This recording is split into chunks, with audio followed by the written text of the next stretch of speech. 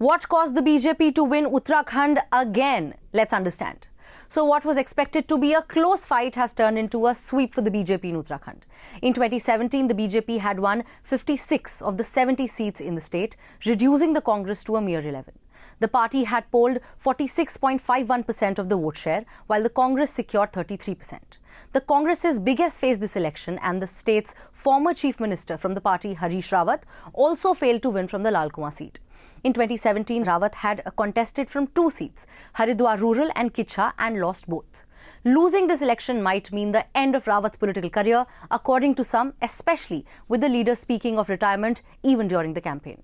Despite its big win in Punjab, the AAP has failed to make any mark in the state, while the BSP and others also made a very nominal impact. BJP's slogan of Abki baar, paar worked for the party. Let's discuss the 7 big reasons for BJP's dominant performance in Uttarakhand. First, factions within the Congress party.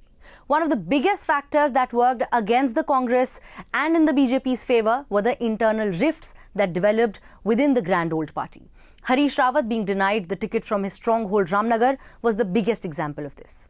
The Congress fielded the wrong candidates from the wrong seats. Almost 10 seats where the Congress could have won were lost by a margin of under 1,000 votes.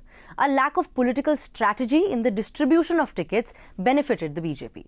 Second, Harish Rawat was riding 2 horses at the same time and ultimately was na Punjab ka na Uttarakhand ka.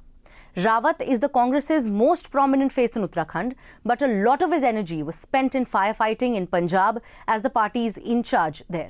He had been campaigning and working in the Ramnagar constituency, hoping to contest from the same.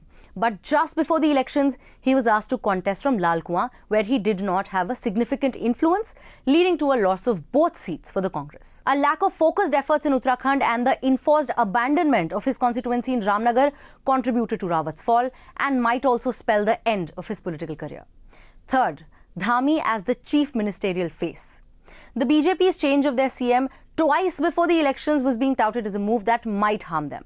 On the contrary, Pushkar Singh Dhami prevented the BJP's vote from going to the Congress and took away the dissatisfaction people felt towards Trivendra Singh Rawat. Even though Dhami was a new face in Uttarakhand politics and was not a crowd puller, he did not evoke much negativity, unlike his predecessors. The double-engine narrative and the Modi factor also worked in Dhami's favour. Dhami may have actually lost his seat in Khatima, but having him at the helm helped the BJP win the state. Fourth, winning the women voters. The BJP was successful in capturing women voters in the state. Exit poll data also reflects that a substantial percentage of women voters chose the BJP over Congress. Women and household-centric welfare schemes played a huge role in this, improving institutional delivery and care, increasing access to cooking gas even in remote and hilly areas. Kanyadhan, the financial aid given to girls, were all policies that directly translated into votes for the BJP. Fifth, dealing with the COVID crisis. The work done by the central government for Uttarakhand during the pandemic received a positive response in Uttarakhand. Vaccination, even in the most remote and inaccessible areas in the hills, was perceived as a feat of the BJP and fed further into strengthening the double-engine narrative. When reverse migration happened and people returned to their homes and villages in Uttarakhand, free ration, work under Manrega, and even just basic sustenance for most translated directly into votes. Sixth, farmers' protest and Kumbh Mela not becoming election issues. The farmers' protest in Delhi did not leave Uttarakhand untouched. From the state's agricultural belt in Udham Singh Nagar, Haridwar and parts of Nainital, the farmers had protested and many had even participated in the tractor rallies in Delhi. Despite this, the protests and the issues at play in no way became an election issue. Big faces from the BJP and Congress, Rawat and Dhami, were both contesting from agricultural constituencies, Lal Kuan and Khatima respectively. But the farmers' protest found no mention during the campaign, and also this anger never translated into votes. The Kumbh Mela fiasco during the pandemic that received international flack also fizzled out. The poor management of the situation by the BJP did not reflect poorly on them, and certainly not enough for people to vote for the issue. Seventh and the last, repealing the Devasthanam Board Act. Priests, which are the BJP's strongest vote bank, had at one point shown dissatisfaction towards the party and could have proved a thorn in their side.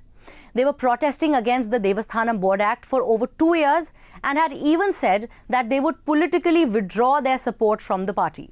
the BJP decided to repeal the act in December 2021, bringing these voters back and returning the management and administration of over 50 temples, including the Char Dham shrines, to priests, preventing a possible loss of this crucial vote bank.